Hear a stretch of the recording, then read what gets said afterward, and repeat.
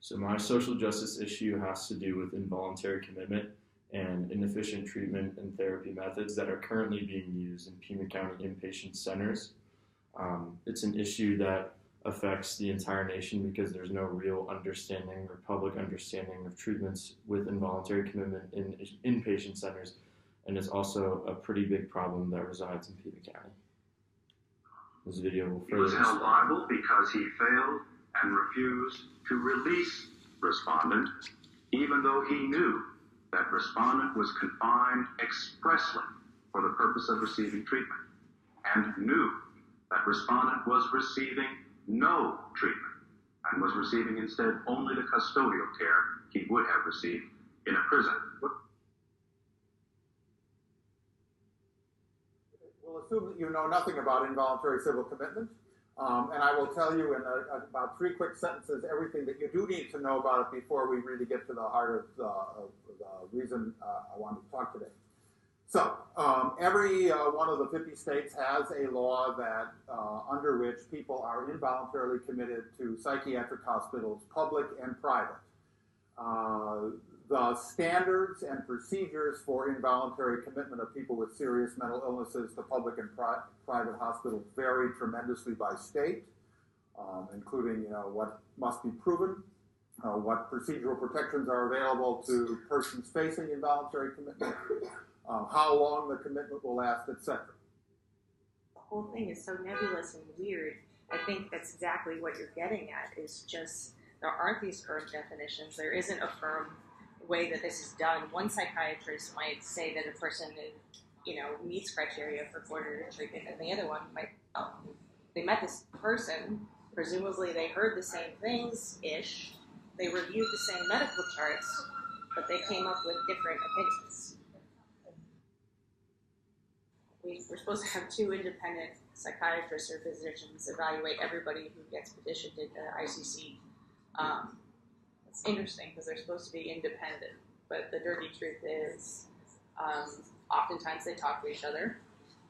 Oftentimes they're the psychiatrists who are providing treatment inpatient, so they're not a unbiased evaluator, right?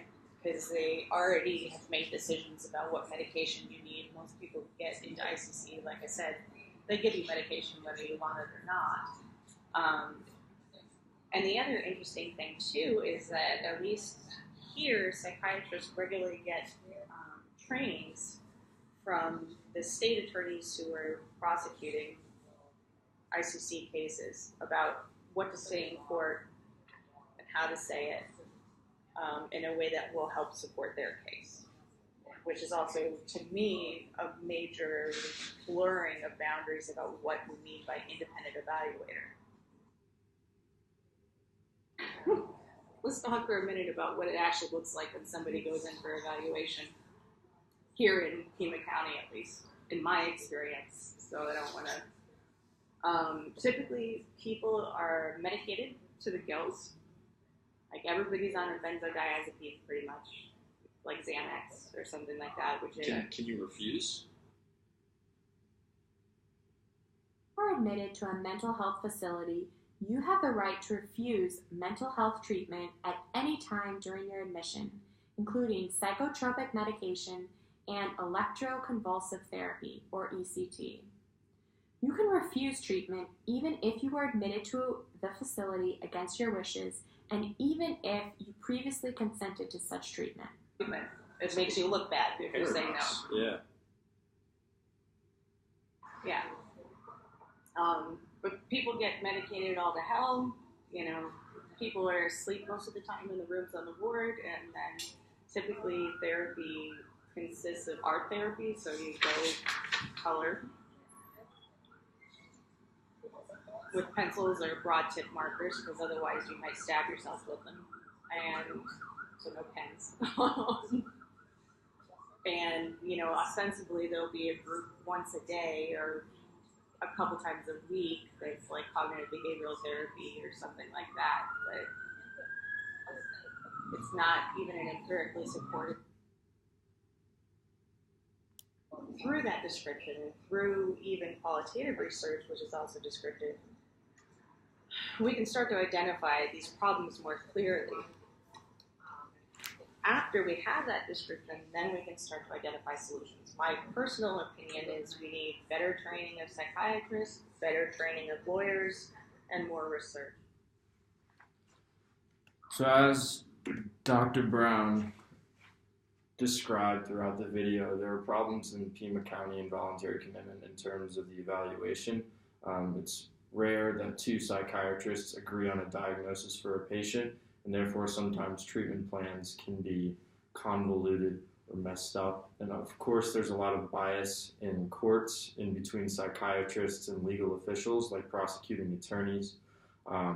Dr. Brown also explained that there are dated methods of therapy that are ineffective in treating a lot of patients' mental health conditions, and that the right to refuse treatment isn't observed as it should be in inpatient centers, because what happens a lot of the time is that patients have their treatment plans prolonged because they look bad in the eyes of the residing psychiatrists or some of the technicians in the inpatient ward.